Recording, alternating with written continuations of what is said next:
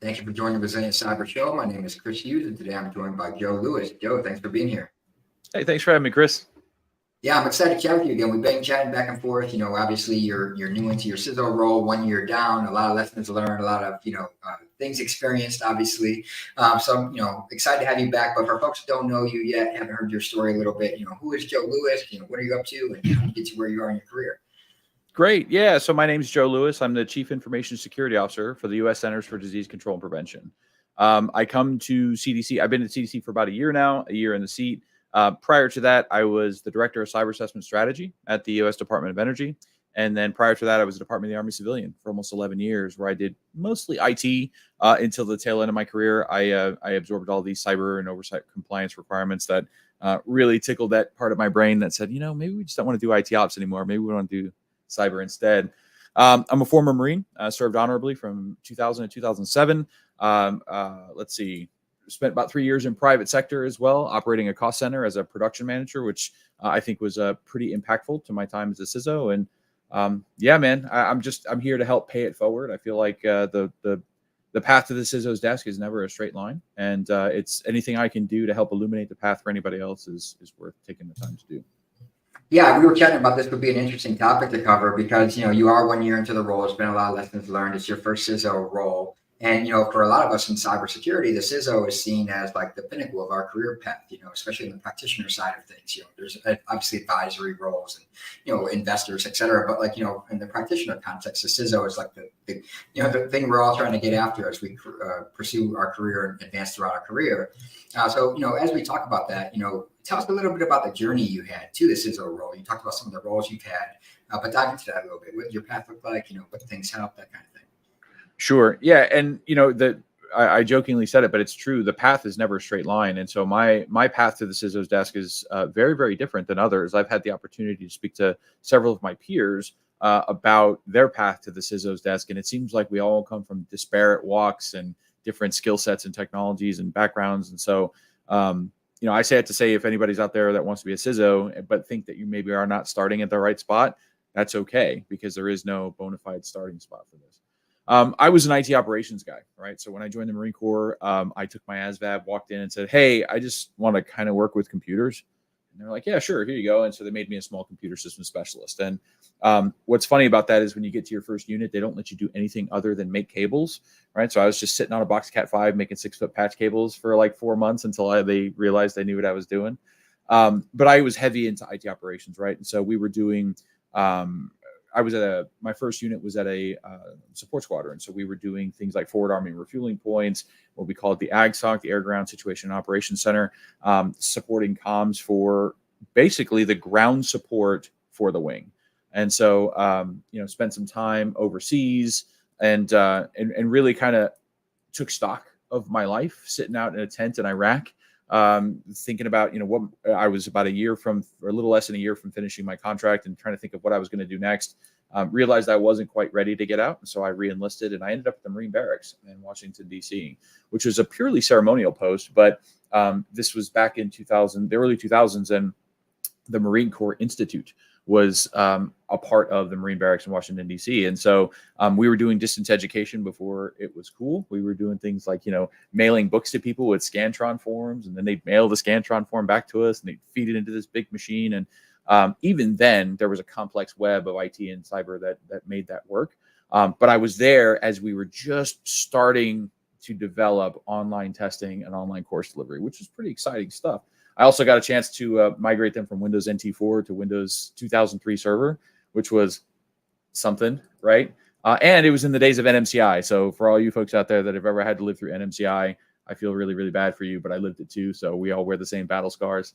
But I got to tell you, one of the things I learned, I ended up getting out of the Marine Corps after my time in the Marine Barracks. And I actually left IT. I said, man, I don't want to do this anymore. This is a thankless business. It's long hours. It's the 2 a.m. phone calls because the server room air conditioner broke and I got to go, turn off servers or whatever. And so I left and I went to go work in private sector. And I took a job as a production operations manager for what is ostensibly a uniform rental company. But as the plant manager, it was just a giant laundry, right? And so the joke was I washed the farts out of pants for 3 years. But in that context, I learned a ton of skills that I think are immensely impactful as a CISO. I learned how to read a profit and loss statement. I learned how to build coalitions. I learned how to operate a cost center, right? We don't actually generate the revenue of the organization, but we are charged with providing services to those that do. And cybersecurity is very, very much like that too. We're not executing, in my case, the public health mission of the CDC, but we are providing support for those that do. So I took that 3 years, was working 70-hour work weeks, really, I mean, just burning the candle at both ends. And I got a call and they said, hey, we've got this IT project management job working for the Army. Would you like to come and do that? I said, yes, as long as I don't have to do IT. And they were like, sure, no, it's project management. It's all good, right? And so I joined the Army as a civilian, and I did training and education for a few years, which was great because I got an opportunity to see the disparate skill sets of a very, very complex IT and cyber organization, the different, how do you stay in front of new and emerging technologies from a training and upskilling perspective. And then I got transferred into support, morale, welfare, and recreation, which was great, right? We were doing cloud hosting, on-prem cloud hosting, basically, for all of their business systems. And so I did everything from network and systems administration to some light engineering. And then in 2018, I joked that my IQ dropped 20 points because I joined management, right? And when I joined the management team, I absorbed all of these cybersecurity, RMF, FISMA compliance requirements that I didn't understand. Right. And for me, as a practitioner, as a technician, when somebody said, hey, cyber said your scans are dirty, go patch, that was the extent of my understanding of these requirements. And so as a young branch chief, I just threw myself headfirst into all things RMF FISMA and really learning EMAS, really understanding cybersecurity control implementation, the documentation, governance, risk, and compliance. And I just got hooked. I was a branch chief for about a year, and then I got promoted to be the division director. Did that for about 2.5 years. And I really became we didn't have a CISO at the time, but I was really the senior cybersecurity expert in the organization. I was advising the CIO on our global portfolio of systems, which frankly, even then we knew we had substantial visibility and oversight problems because we had thousands of industrial control systems that we knew existed that we couldn't manage and we couldn't secure and we couldn't quantify the risk for. Did that for about 2.5 years. And I just realized once again in my career that IT ops was not something I wanted to do any longer. I only wanted to do cyber at this point. So I left, and I left to go to the Department of Energy. It was a really tough decision to make because I was with the Army for 11 years. Had some really, really great friends. But when I went to Energy, I worked for the Office of Enterprise Assessments, and we did independent programmatic assessments of cybersecurity program performance at DOE sites, labs, and programs. And I got to tell you, that was immensely impactful because I got an opportunity to see very, very disparate implementations of cybersecurity programs. Everything from a really, really high risk threshold to a really, really low risk threshold. Differences in how the authorizing official was interacted with. How do you manage risk? How do you quantify risk? And so, but I got to tell you, I was there. It wasn't very long. It was about 4 to 6 months, and I started getting that kind of tingling in the back of my head. I'm like, man, I don't want to assess cyber. I want to do cyber. And so I started looking for my CISO role. And I had told my previous supervisor when I joined the organization, I said, I was a GS-15. I said, this is going to be my last job as a GS-15. And my next stop is going to be in senior executive service, and it's going to be a CISO role. And so I'm going to hold out for the right one. But just so you know, that's my next stop on the train. And he was extremely supportive, helped me write my executive core qualifications to get the role. Applied to the CDC in June, got interviewed in October. Got offered the job, I think, around late September, and then went through OPM certification and started in January of 2023. And the last year has taught me everything I thought I knew. While I did know it, it wasn't nearly enough. There's always something to learn, and I'm still a year in learning, right? And but it's been a great journey. And I hope I've highlighted that. There is no dedicated path to this desk. Everybody has a different set of experiences, but I do think that there are probably some key and critical skills that you got to pick up along the way in order to be successful. And they have nothing to do with technology either. So, yeah, that makes sense. And we're going to be diving into some of that. I was taking down notes as you were talking here. You said a few words that triggered me, like EMAS, FISMA, and RMF. I've done a lot of that myself. Anyone who has done that type of work and still doing that type of work knows it can be challenging, especially in large, complex environments with, like you talked about, different levels of maturity across the organization and teams and development teams and systems and so on. Another thing that jumped out to me is the multifaceted skill set that you picked up along the way. We often hear that there's no linear path or one way to make it to be a CISO, and the CISO needs to speak the language of the business and things like that. You talked about, learning business skills, profit and loss, being a cost center, some of these skills that you picked up that serve you well now as a CISO that you may not have learned if you stuck strictly in cyber. So stepping outside of cyber, I think helped you, learn some different skill sets that are now serving you well as a CISO. And then also something that I noticed is you set clear goals and you were committed to that. Like, here's where I want to achieve next. Here's who I need to engage to try to help me get there. Here's some steps I can take. And I think that's critical too. So I wanted to ask, given that you set that goal, how did it feel when you landed this as a role? You took, obviously it's years of hard work, thankless work in many cases to get to that position, taking different roles, different opportunities, maybe doing some things you enjoyed, you didn't enjoy. So when you finally landed that role, how did it feel? So you ever see a commercial where a dog is chasing the car? Well, I was the dog chasing the car, and then I caught the car. And at some point or other, I was like, what do I do now? Right? It's like, oh my God, now I've arrived. What do I do? And honestly, what I felt was immensely humbled. Not having been a CISO in the past. My current supervisor, who is Susie Connor, she's the Chief Information Officer of CDC. She took a big risk with bringing me on. I was not battle tested as a CISO, and we have a large and complex organization with challenges ahead of us. And I'm immensely grateful. I'm still immensely humbled that I was selected for the role. And I try to earn it, right? I think that's probably the biggest thing that I promised myself when I took this role, was that I was going to continue to earn my right to be here, right? So.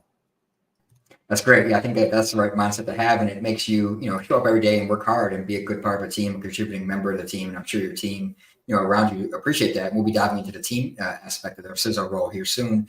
But one thing I want to ask you too is, a key part of becoming a CISO and a senior leader is you get less in the nuance and details of the technical activities at work. In some cases, you're more focused on strategy, vision, organizational objectives, things like that. How do you balance that dichotomy of, having enough technical expertise to know when someone's blowing smoke at you, or, you're not necessarily telling you things straight, or, you can provide that cyber expertise to your peers, but also, being able to collaborate with the business peers across the organization and having that business acumen, that leadership acumen, those kind of things. How do you balance that? Well, so I had the added benefit of having come from IT operations. So some of these things, even that the technologies are new, the foundations are the same, right? Technology makes sense. Networking, for example, subnetting, that all of that makes sense to me. System administration, engineering, some of those base fundamental things I think help inform me. But it's funny you talk about not knowing when somebody's blowing the smoke a little bit. That happened. I was tested when I first got here. It was, hey Joe, we need to do this thing, and this is why we really need to do that. And I'm like, that's not how Active Directory works, right? Because I did this for 5 years. So let's talk about the actual reason that we need it. And if you pull back the layer, all of a sudden you realize that there was a very different and very challenging problem that they didn't want to really address. And so leaning on those technical chops is really, really helpful. But I will tell you this. The sheer breadth and depth of everything that I would have to know to remain the technical expert on all things in my purview is immense and impossible. Okay. There's a great book by Christian Espinoza, The Smartest Person in the Room, that talks about why cybersecurity as an industry is losing the battle. And it's because everybody wants to be the smartest person in the room, right? Everybody wants to sit down and browbeat others with how smart they are and why they're wrong and they're right. And I realized very early on that 1, I didn't want to be the smartest person in the room. 2, I was never going to be the smartest person in the room. And 3, I needed to be able to identify good leaders, surround myself with a good team, trust them to do a good job, and then hold them accountable when they don't. And if I'm able to do that successfully, then I don't have to be the technical expert on all things, right? So, and that's what I've done over the last year. Yeah, I shared the link in the chat here for folks interested in checking it out. And selfishly, I started this podcast because I wanted to come out and learn from people who have skills, knowledge, and expertise and experience that I don't have, like yourself and others. So I think it's kind of that big fish, small pond, big fish analogy. Like it's better to surround yourself with people who know things that you don't know. And as you point out, the cybersecurity career field is so vast. so many different areas of specialty that you'll never be an expert in all things. It's critical to have that team around you with that different areas of expertise and skill sets that you can lean on, empower, and trust them to lead aspects of your strategy as a CISO. So I think that's a great thing to call out. One thing I wanted to ask you too, and we all deal with this different aspects and different roles we have, but obviously, when you're a CISO, you're dealing with organizational dynamics, internal politics. Everyone has their own objectives and things they're trying to get after for a certain reason. How's it been navigating that aspect of things and like trying to shield your team to some extent, obviously from those kind of things, but also help them understand broader organizational context and give them clarity around why things may be happening. Yeah, as a matter of fact, that's probably one of the skill sets that I brought to this organization that I feel they probably didn't have before, which was putting my finger on the pulse of the organization to understand the decisions that we make, how they impact the business, and then making decisions with that operational impact in mind. I think that's something that I pride myself on. And I got to tell you, the way you do that is you build relationships, right? And we talked about soft skills earlier, some of those non-technical skills you have to be able to pick up along the way. Understanding how to meet, greet, understand, and build relationships with your peers, stakeholders, and partners. Without that, I would never be successful in this role. And so I pride myself on the amount of time I took when I first took this job, that I spent meeting people and talking to them about what they do and understanding the complexities of their organization. And I had the added complexity of being 100% remote, which means most of the folks that I'm talking to have been working together for 10, 15 years. They were working in person prior to COVID. And even if they're working from home now, there's pre-existing politics, big P, little p, that exists that it's that much harder for me to figure out and to understand. And so I would be remiss if I didn't call out my deputy, Nathan. I have the absolute pleasure of having a fantastic deputy CISO who's been around the agency for either CDC and HHS for almost 18 years.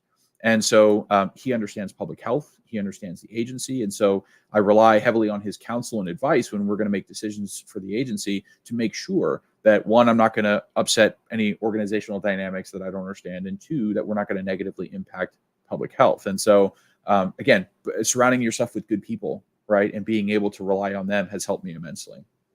Yeah, that makes a lot of sense. I'm sure, a couple things there is I'm sure the team and the organization has appreciated your coming in and engaging and learning and listening first. We've all worked with leaders where they show up and they just, they got all the solutions. They didn't even hear what the problems are. They don't know what we're up to. They know how to fix it all.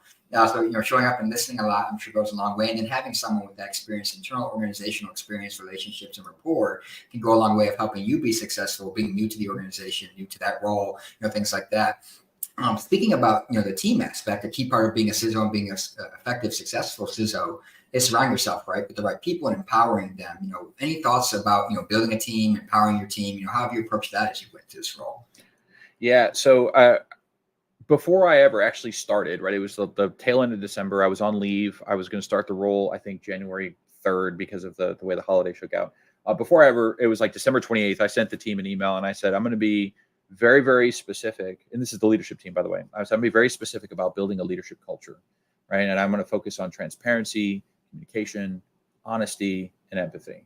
And we're going to do that purposefully and deliberately, right? And that has been the cornerstone of my approach to building a leadership culture. And that culture that we've built and that we continue to build upon is what enables us to be successful, right? And another thing I'll say is I engaged very early on with one of my favorite authors, Jim Hunter, to start. He's written The Servant, and he's written. There's like 3 books that he's written. The names escape me right now, but he's a servant leader author, and so I engaged him very early on. We are engaged with him in a program for my leadership team, right? So it's built in 3 parts. You set a foundation, then we get feedback, then we get into the friction. But we started by evaluating ourselves with 360-degree evaluations of all the leadership team, so that we could get a sense of what do our employees, peers, partners think about us, and then where are areas for improvement. And then we built smart action plans. And those action plans are something that we're holding ourselves accountable to and then demonstrating to our team that we're taking it seriously. And so when you're deliberate and purposeful about focusing on culture and focusing on leadership as a skill that has to be built and managed, I think it becomes very easy to develop that trust and that camaraderie and those required kind of relationships in order for me to be able to say, you've got this, right? And they say, sure, I've got it. And then I trust that they do because they've demonstrated that they could, you know. That makes a lot of sense. I shared the book in the chat here as well. I think I'll check it out myself. It sounds like a great way to approach leadership, of being a servant leader, as you talk about. One thing I want to ask you too is, you're not just a CISO of an SMB or a product company or commercial organization. You're a CISO of a large federal agency, with a unique mission. Obviously, being a CISO in the federal space has some unique aspects in terms of regulatory requirements, compliance, resource constraints, and challenges around attracting and retaining talent, things like that. And every CISO obviously has these in the commercial side as well, but there are some unique aspects of being a federal CISO. Can you expand on some of those aspects and how you've navigated them?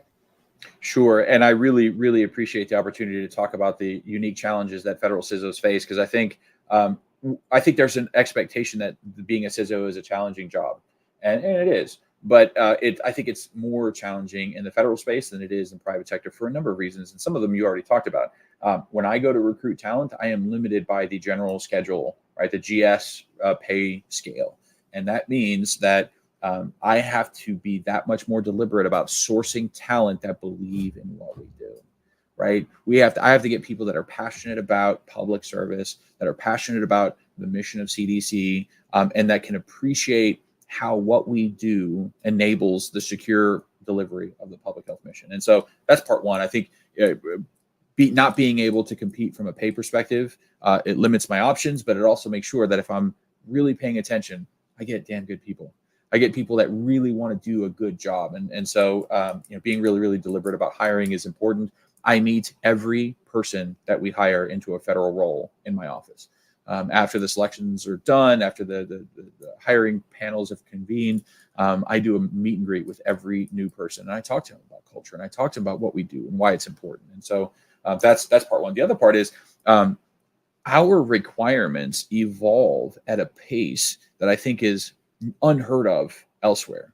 Right. If you think of some of the regulatory requirements that are in the private sector, you've got PCI DSS, you've got some of the financial. I'm just demonstrating my ignorance here, but in the federal space, we get new executive orders every year. We get binding operational direction from CISA. We get OMB memos. We have all of these requirements, and none of those requirements come with an analysis of the workload.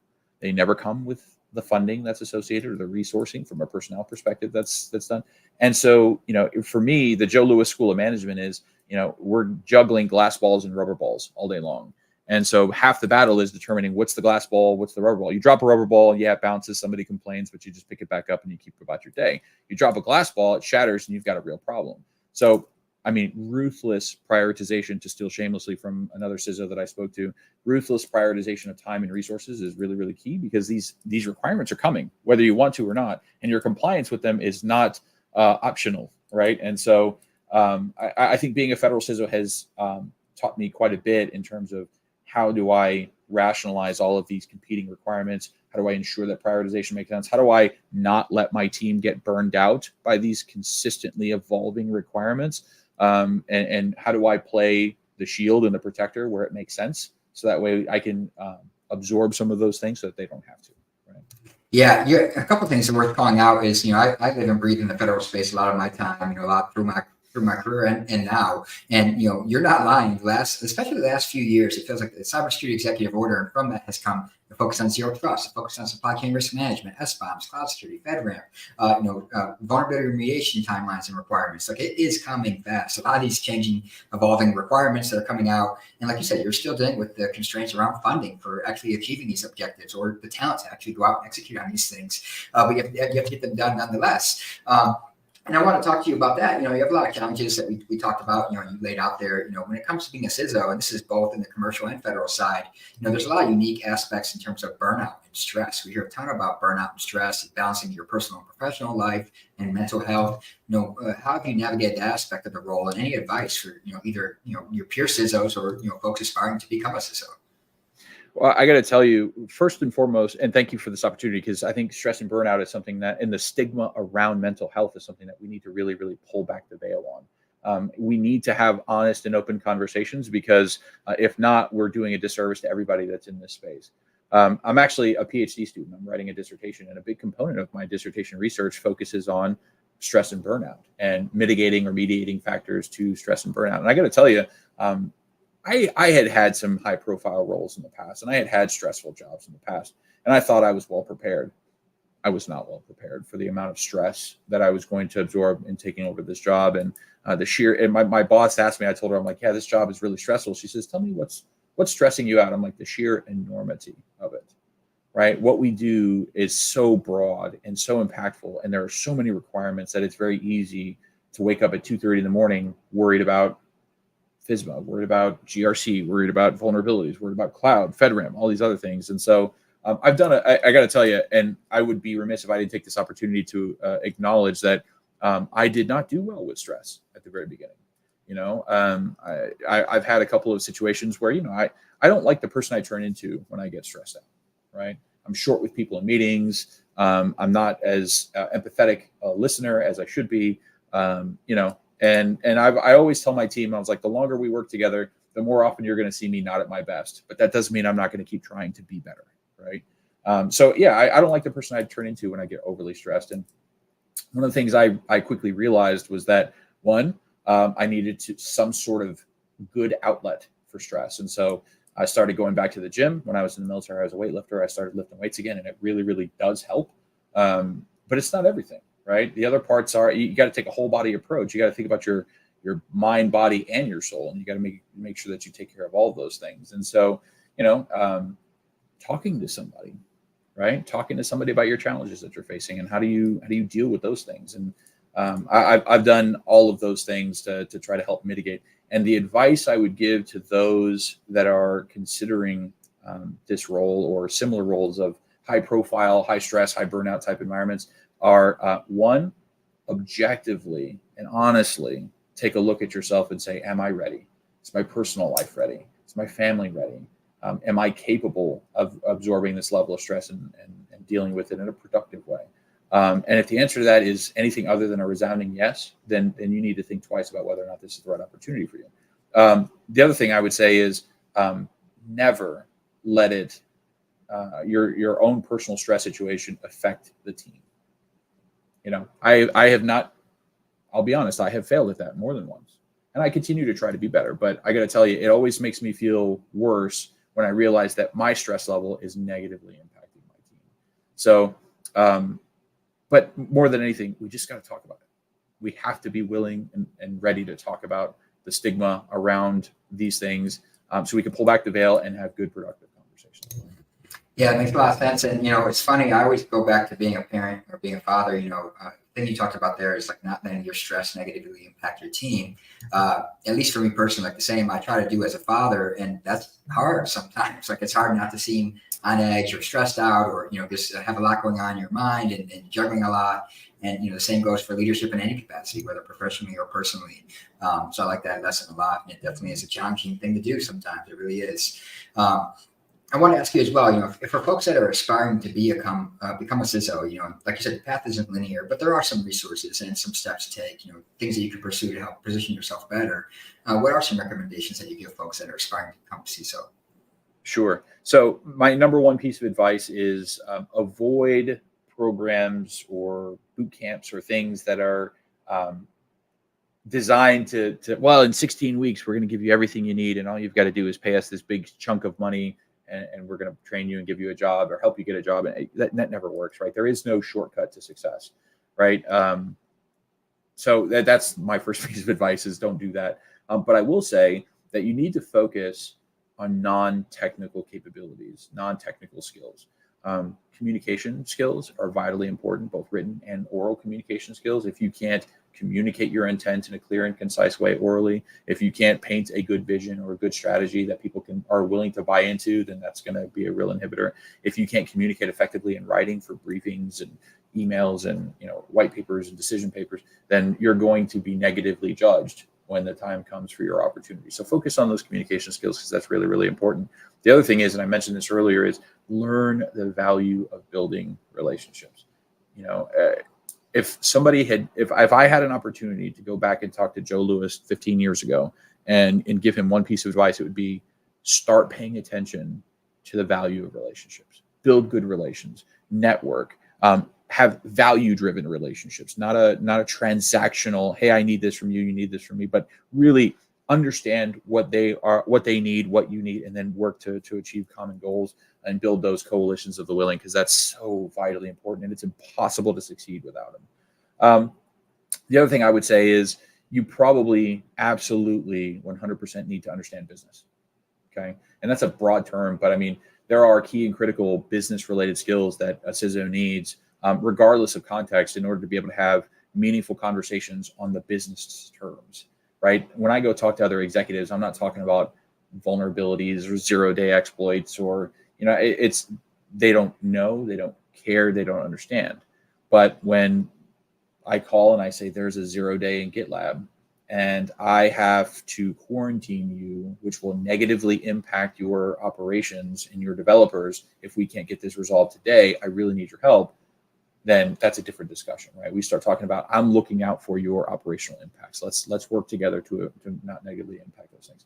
Understand business, learn how to read a profit and loss, understand the difference between CapEx and OpEx, understand what your business is in the business of doing, and get interested and get well read in and understand and build relationships with non-technical personnel that can help coach, train, and mentor you to learn those skills. Because in another 5 years, it's already started. We're already seeing it. The SEC has ruled that boards now have to have cybersecurity experience on their boards.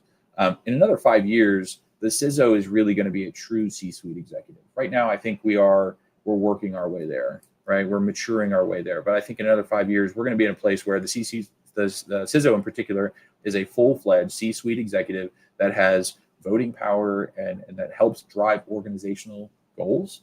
And you can't do that if you don't understand the business, right? So. Yeah, that's such a damn good answer in a lot of different ways. First off, I agree. I think we're heading in the direction where the CISO roles can continue to get elevated, and that's because software and technology is crucial to the way that businesses and organizations operate, deliver value, carry out their mission, make revenue, you name it, right?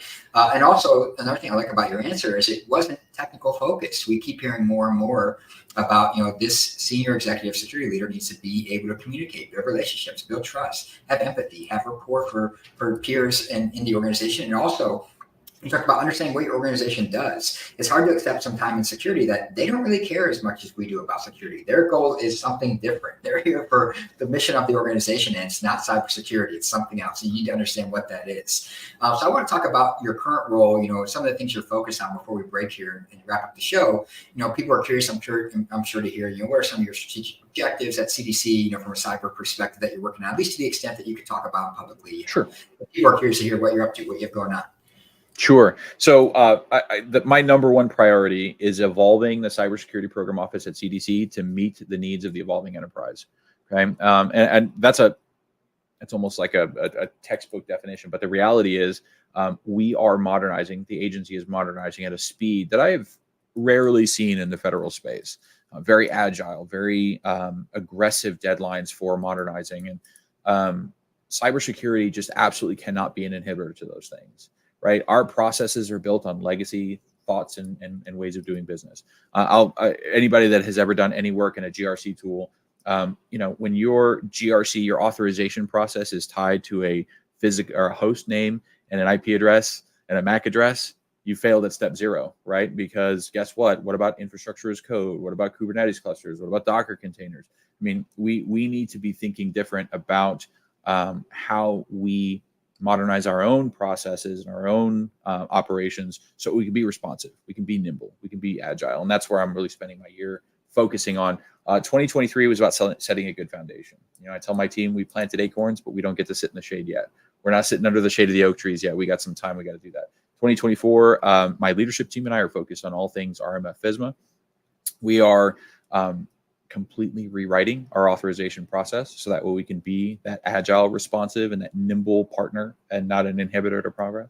And we're also focusing on what a lot of people are focusing on, secure CI/CD pipelines, right? Making sure that our application security and our DevSecOps makes sense, right? And making sure that we're there. I gave my team 3 goals that we're working on in that space. It's visibility, it's compliance, and it's automation, right? If we can work on those 3 things in and around all things software development, then we can build a sandbox, a play place where our developers will feel comfortable that they have the tooling that they need, the functionality they require, but that it gives me the visibility, it gives me the compliance with federal cybersecurity requirements, and it also supports an automated authorization process. I mean, one day, maybe not this year, maybe not next year, we'll find our way to utopia, to that continuous ATO, right? We're not there yet, but we will be, right? And the things we're putting in place now are the building blocks that are going to get us there. Yeah, well said. I think that aligns with a lot of the objectives and key areas of focus within the federal landscape, and it sounds like you're making a lot of great progress towards that. So the final question, as you know, that we ask everyone, and I guess I'll ask this in the context of the CISO, given the last year for you, what does the term cyber resiliency mean to you? So it's funny, you asked me that about 6 or 7 months ago when I was on, and I don't think my answer has changed. I think resiliency is defined as building effective relationships with your peers, partners, and stakeholders in such a way that they will be open, willing, and wanting to work with us to enable the secure delivery of the business. And that's different than I think most people define resiliency. But think about all of the plagues that we deal with as a CISO: shadow IT, lack of visibility, inability to manage the attack surface. If you've got good relations with the people that are doing the business, they will help you to close those gaps in visibility, right? So that was my answer a few months ago, and I don't think it's changed, man. I'm really focused more intently on having enduring relationships that demonstrate bilateral value, right? So that way we can be resilient in all things. That's fine. I won't hold it against you. It's a great answer. It was a great answer the first time, and I'll take it this time. So, folks, thanks for tuning in. We chatted with Joe Lewis, CISO of the CDC today. And Joe, thanks for taking the time to chat with us. It's always a pleasure. Thanks, Chris. Really appreciate it. Everyone have a good weekend.